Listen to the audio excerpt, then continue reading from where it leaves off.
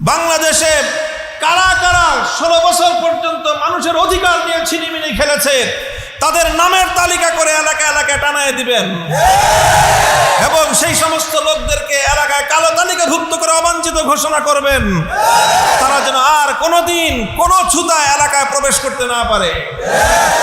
তাদের সকলকে আইনের হাতে সোপর্দ করে বিচারের মাধ্যমে তাদেরকে সঠিকভাবে শায়েস্তা করতে হবে।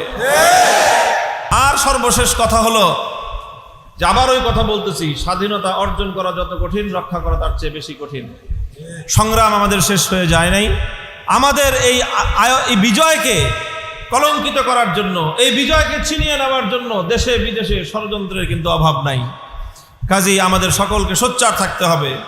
ফ্যাসিবাদী এই শক্তি, অত্যাচারী শক্তি বিগত 16 বছরে কারা কারা, কোন নেতা, মাঝারি নেতা, পাতি নেতা, কারা কারা জুলুম এবং অত্যাচারের সাথে সংশ্লিষ্ট ছিল তাদের নামের তালিকা করে করে তারা যেন আর কোনোদিন আমাদের এই দেশের রাজনীতিতে পুনর্বাসিত হতে না পারে, তাদের বিরুদ্ধে পাড়ায় পাড়ায় প্রতিরোধ গড়ে তুলতে হবে। গ্রামে গ্রামে প্রতিরোধ বাহিনী গঠন করে ওই পরাজিত জালিম শক্তিকে রুখে দিতে হবে।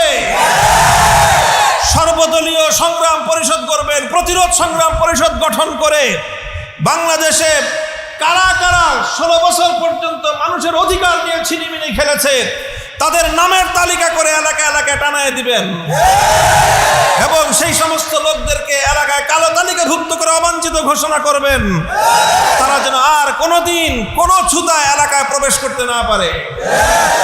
তাদের সকলকে আইনের হাতে সোপর্দ করে বিচারের মাধ্যমে তাদেরকে সঠিকভাবে শায়েস্তা করতে হবে। এ দায়িত্ব যদি আমরা পালন করতে পারি তাহলে আমরা আশা করতে পারি আগামী দিনে একটি সুন্দর, সমৃদ্ধ, সাম্যের, ইনসাফপূর্ণ, ন্যায় বিচারের একটি বাংলাদেশ আমরা দেখতে পাবো। আল্লাহ পাক রব্বুল আলামিন আমাদেরকে সেই বাংলাদেশ দেখার তৌফিক দান করুন।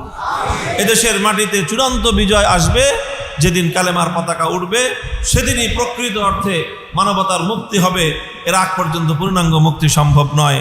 ও আখিরু দাওয়ানা আলহামদুলিল্লাহি রাব্বিল আলামিন। সুবহানাল্লাহি ওয়া বিহামদিহি, সুবহানাল্লাহিল আযীম।